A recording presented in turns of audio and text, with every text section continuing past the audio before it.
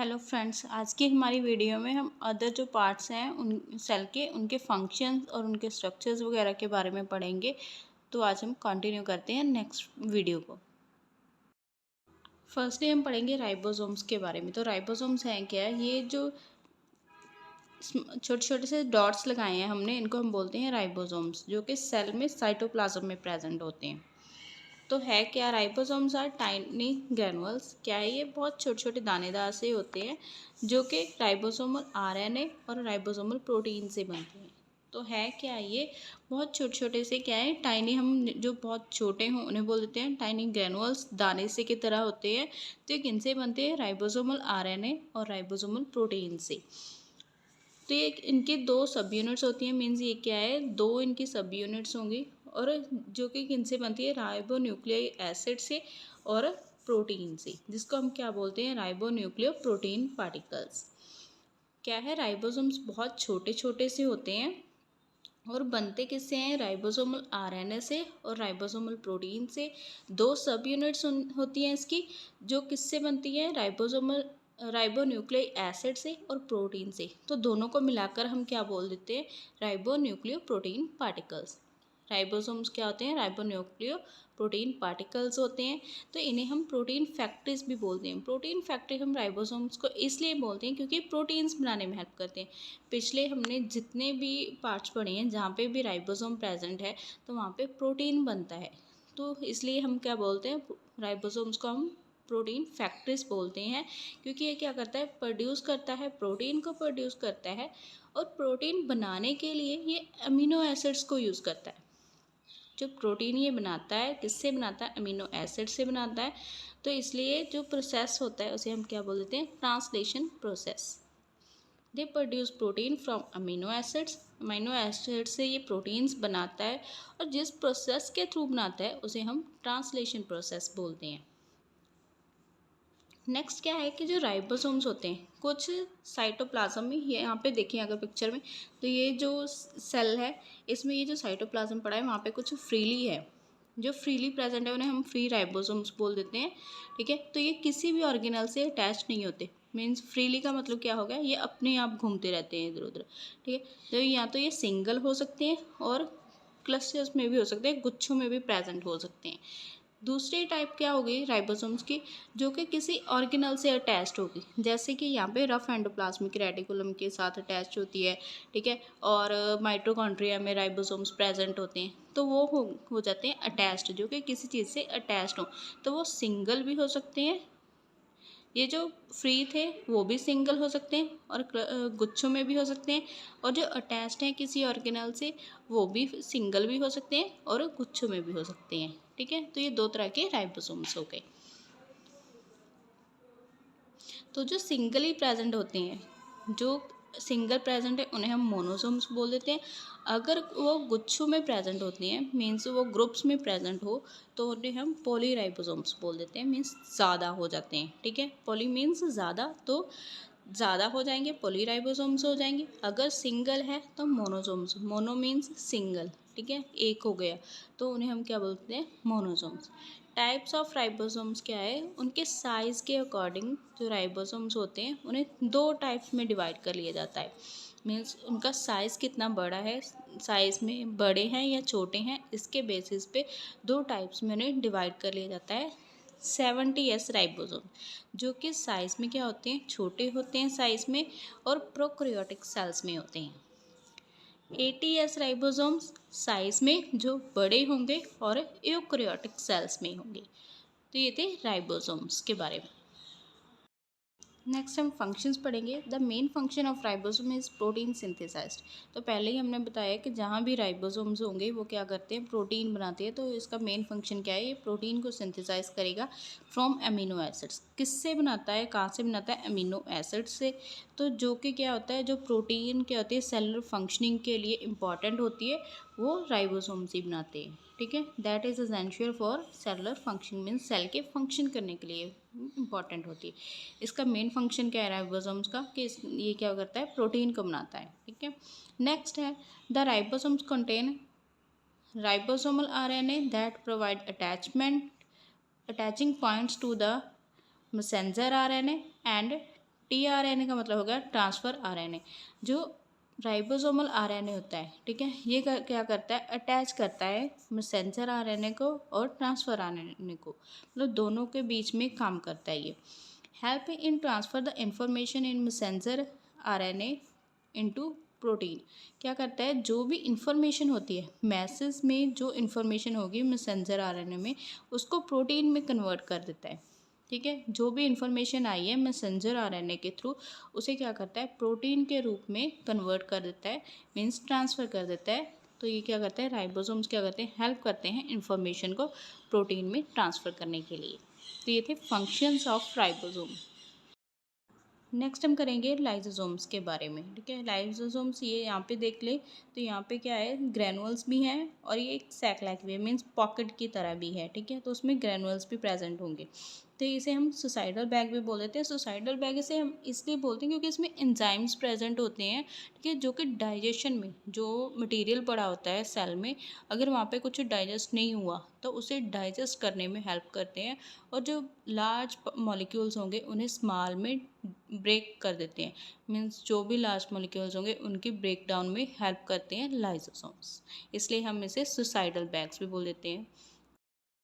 तो नेक्स्ट हम पढ़ेंगे लाइसोसोम्स को।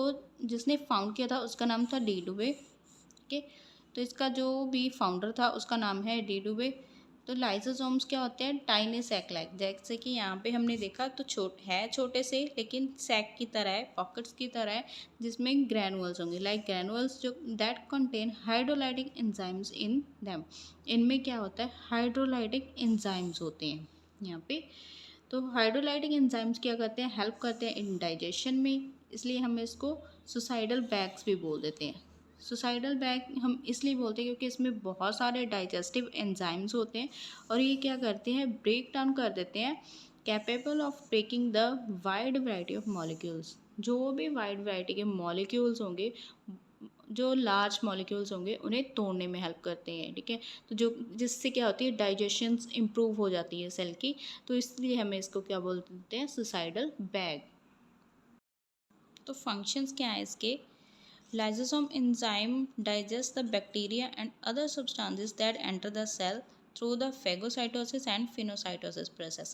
कहते हैं क्या यहाँ पे कि जो बैक्टीरिया हो या फिर अदर सब्सटेंसेस हो जो भी सेल में एंटर हो जाते हैं, ठीक है, तो उन्हें डाइजेस्ट करने के लिए फैगोसाइटोसिस होगा, जब कोई सॉलिड मटेरियल होगा उसे डाइजेस्ट किया जाता है तो उसे बोल देते हैं फैगोसाइटोसिस, एंड फिनोसाइटोसिस जब कोई लिक्विड मटेरियल हो तो सेल में उसे डाइजेस्ट करने का जो प्रोसेस होता है उसे फिनोसाइटोसिस बोल दिया जाता है। तो क्या है, जब बैक्टीरिया और अदर सब्सटेंसेस एंटर हो जाते हैं सेल में, तो ये जो लाइसोसोम होते हैं, लाइसोसोम में जो भी एंजाइम्स पड़े होते हैं वो डाइजेस्ट करने में हेल्प करते हैं, किन प्रोसेसेस के थ्रू से, या तो फैगोसाइटोसिस करके या फिर फिनोसाइटोसिस करके।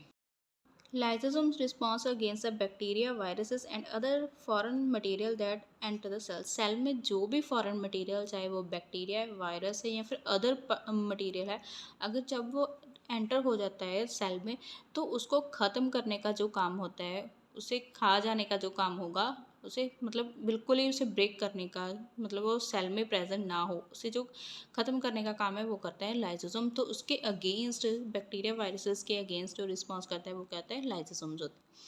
Lysosomes takes part in natural defence of the body. Body का जो नेचुरल डिफेंस होगा उसमें ये पार्ट लेता है। Lysosome help in the protein synthesise and fertilisation. Protein को बनाने में भी, क्योंकि ग्रेनुअल्स है यहाँ पे, तो यहाँ पे क्या है, ये प्रोटीन को बनाएगा और फर्टिलाइजेशन में भी हेल्प करता है ये। Help in a repair of cell membrane. जब सेल की जो मेम्ब्रेन है कहीं से उसमें इम्पेयरमेंट हो जाती है तो उसे रिपेयर करने का काम लाइसोसोम्स करती हैं। ठीक है, lysosomes involved in breaking down of aging cell or dead cell, so this is involved in cell death process। तो lysosomes क्या होते हैं, जो भी पुराने हो चुके होते हैं सेल उन्हें तोड़ने का काम करते हैं, या फिर जो डेड सेल्स होते हैं बड़े हो अगर तो उन्हें तोड़ने का काम करते हैं, इसलिए ये क्या होते हैं, सेल डेथ प्रोसेस है जो उसमें भी इन्वॉल्व होते हैं, उसमें भी ये पार्ट लेते हैं। तो एक तो हो गया अभी उसे ख़त्म करने में, उन जो पुराने सेल हैं उन्हें मारने में ये हेल्प करते हैं। और जो अगर वो मर गए हैं, अगर वो टूट चुके हैं, या कोई भी ऐसा ऑर्गेनल है सेल का जो काम नहीं कर रहा, अभी वो ऐसे ही पड़ा है सेल में, तो उसे सेल से बाहर करने में भी ये हेल्प करते हैं। रिमूविंग द ओल्ड और useless organelles from the cell, तो उन्हें सेल से बाहर निकालने में भी हेल्प करते हैं। तो ये थे फंक्शंस ऑफ लाइसोसोम। नेक्स्ट हम करेंगे पेरोक्सिज्म के बारे में। तो यहाँ पे सेल के स्ट्रक्चर में देखिए तो ये पेरोक्सिसोम्स हैं, जो कि क्या है, लाइसोसोम से मिलते जुलते हैं लेकिन साइज़ में क्या होते हैं, छोटे होते हैं। तो अब हम पढ़ेंगे इनके बारे में। तो पेरोक्सिसोम्स क्या है, सिंगल मेम्ब्रेन बाउंड ऑर्गेनल होता है जो कि साइटोसोल में प्रेजेंट होता है। ठीक है, तो ये क्या है, सिंगल मेम्ब्रेन। तो इसके आसपास क्या होगी, ये इस तरह से है, तो यहाँ पे ये सिर्फ एक ही मेम्ब्रेन, एक ही लेयर प्रेजेंट होगी। और कहाँ पे होता है, ये साइटोसोल में प्रेजेंट होता है। तो ये जो लाइसोसोम का स्ट्रक्चर इसका लाइसोसोम के सिमिलर होता है, बट क्या होता है, साइज में छोटा होगा ये। तो इसके बहुत सारे नेम्स होते हैं, इसमें भी क्या होता है, इंजाइम्स प्रेजेंट होती हैं। तो इंजाइम्स की वजह से इसके जो नाम्स हैं वो अलग अलग नेम होते हैं इसके। तो ये स्फेरिकल होता है एंड सिंगल मेम्ब्रेन पार्टिकल होगा ये। तो डायामीटर इसका क्या है, 0.5 से लेके 1 माइक्रोमीटर तक है। तो इसका जो डायामीटर होगा वो 0.5 से लेके 1 माइक्रोमीटर तक है। और जो इसका साइज़ और शेप है वो सेल टू सेल वेरी करेगा। जैसे कि लीवर सेल्स हैं, वहाँ पे इसका जो साइज़ होगा और शेप होगी वो अलग होगी, किडनी में इसकी अलग होगी। तो इस वजह से क्या होगा, सेल टू सेल में इसका जो साइज़ है वो वेरी करेगा, मीन्स चेंज होता रहेगा। तो नेक्स्ट है इसके functions. They detoxify the harmful molecules such as ether और फॉर्मिक एसिड। मीन्स जितने भी हार्मफुल मॉलिक्यूल्स हैं उनको डिटॉक्सीफाई करता है, उनमें टॉक्सिन जो होगी उसकी, उसे ख़त्म करता है, कम करता है। Main function is the metabolism of glycolate during photosynthesis.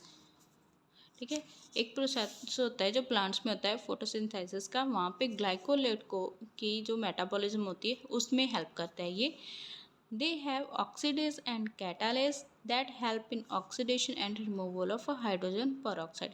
इसमें क्या होता है, एंजाइम्स होते हैं। ठीक है, तो उसकी वजह से ये ऑक्सीडेज और कैटालेज में हेल्प करता है, जिससे क्या होगा, ऑक्सीडेशन होती है। ठीक है, और जो हाइड्रोजन पेरोक्साइड है उसे बाहर निकाल दिया जाता है।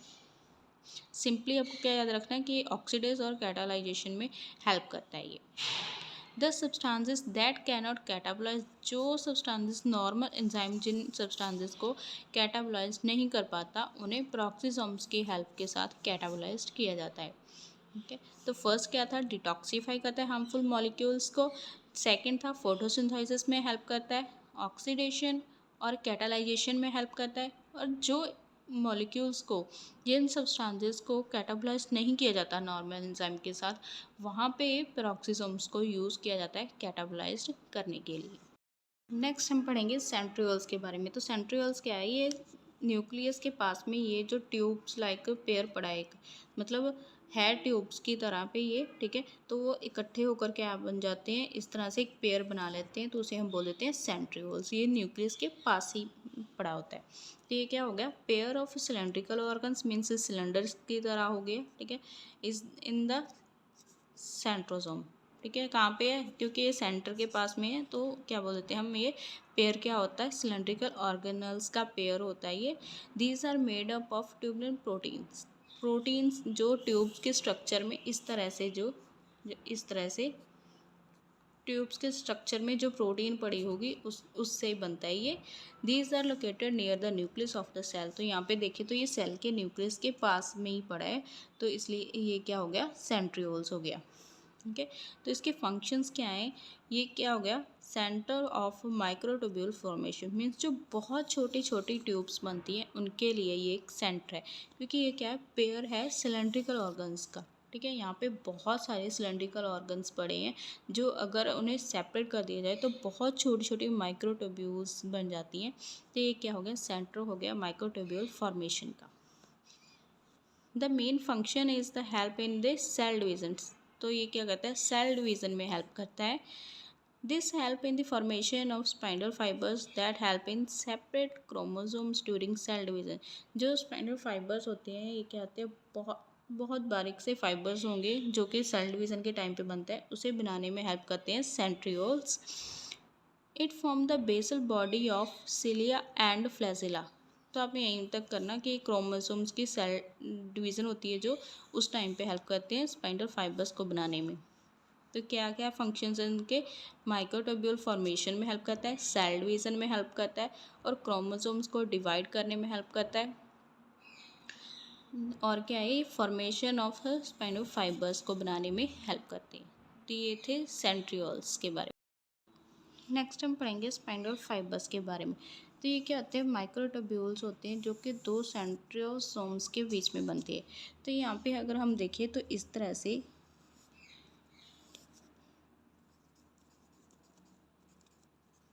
ये क्या हो गया? क्रोमोसोम्स हो गए, ठीक है। तो इनके यहाँ से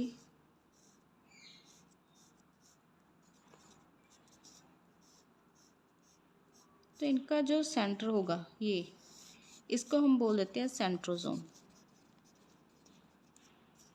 तो ये जो चीज़ें होंगी इन्हें हम बोल देते हैं स्पाइंडल फाइबर्स, जो बहुत बारीक से होंगे, जिन्हें हम देख नहीं सकते इस तरह से।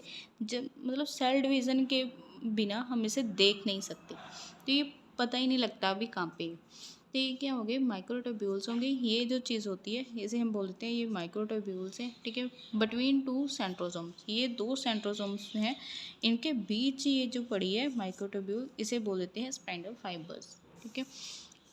इन the of cell in cell during the cell division, जो कि कब दिखाई देती है? जबकि सेल डिवीज़न होती है, ठीक है।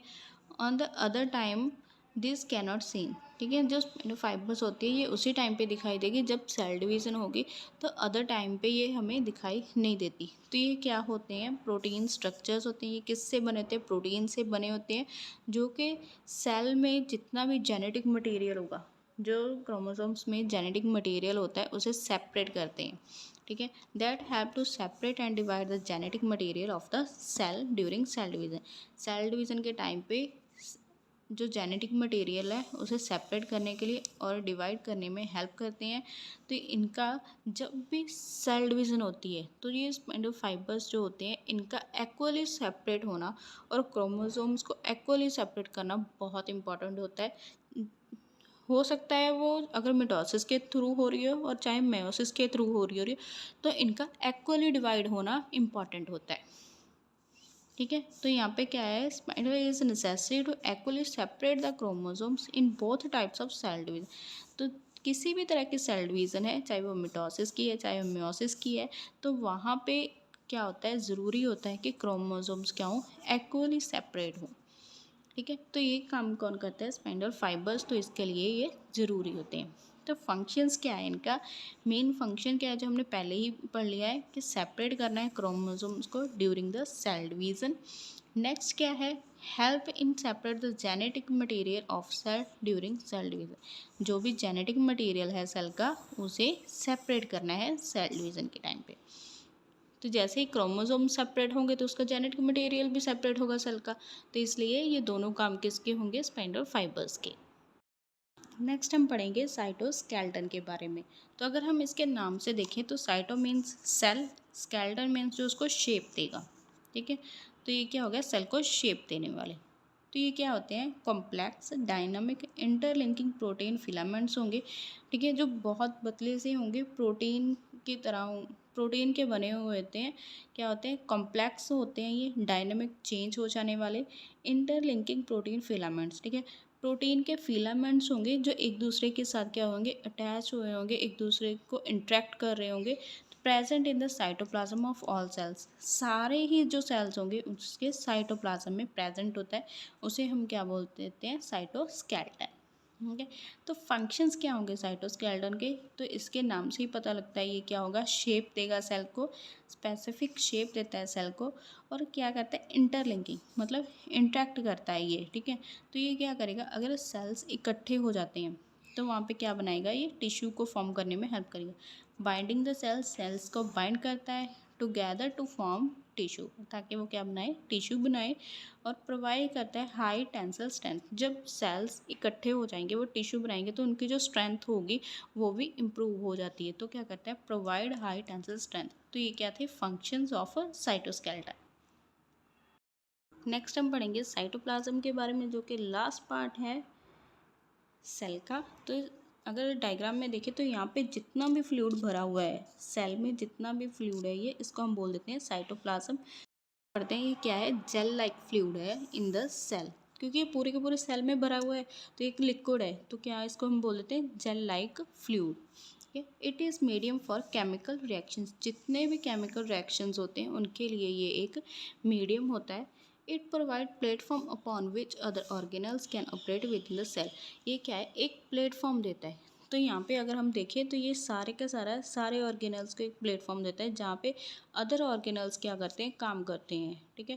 तो ये क्या है, एक प्लेटफॉर्म है जिसके ऊपर other organelles can operate within the cell, जहाँ पे अदर ऑर्गेनल्स जो हैं वो ऑपरेट करते हैं खुद को। It is protein rich fluid, तो यहाँ पे क्या है, राइबोसोम्स प्रेजेंट होते हैं। अगर हम देखें तो साइटोप्लाज्म में बहुत सारे राइबोसोम्स प्रेजेंट होंगे, तो यहाँ पे क्या होगा, प्रोटीन ज़्यादा होगा। तो ये क्या है, प्रोटीन रिच फ्लूइड होता है, जिसमें नंबर ऑफ़ एंजाइम्स भी होते हैं। नंबर ऑफ एंजाइम्स होने की वजह से यहाँ पे क्या होती है, मेटाबॉलिक रिएक्शंस भी होती हैं, ठीक है। साइट होती है ये मेटाबॉलिक रिएक्शंस के लिए। और इसका फंक्शन क्या है कि सेल कितना एक्सपेंड होगा, सेल की कितना वो इम्प्रूव करेगा, कितनी उसकी ग्रोथ होगी, ठीक है, और कितना रेप्लिकेशन होगा, ये जो भी रिएक्शंस होंगे, जो भी फंक्शंस होंगे, वो साइटोप्लाज्म ऑफ द सेल में ही कैरी किए जाते हैं। तो क्या है, इसका फंक्शन क्या है कि सेल की एक्सपेंशन को, उसकी ग्रोथ को, कि उसकी रेप्लिकेशन कहाँ पे होगी, कैरी आउट की जाती है साइटोप्लाज्म ऑफ द सेल। तो ये था साइटोप्लाज्म के बारे में। फ्रेंड्स, आज हमने बाकी के जो पार्ट्स रह गए थे सेल के, उसके बारे में पढ़ा है। आई होप आपको ये टॉपिक समझ में आ गया होगा जो हमने आज पढ़े हैं पार्ट्स सेल के। अगर आपको वीडियो अच्छी लगे और आपको टॉपिक समझ में आ गया हो तो लाइक, शेयर एंड सब्सक्राइब करना मत भूलिएगा। Thank you.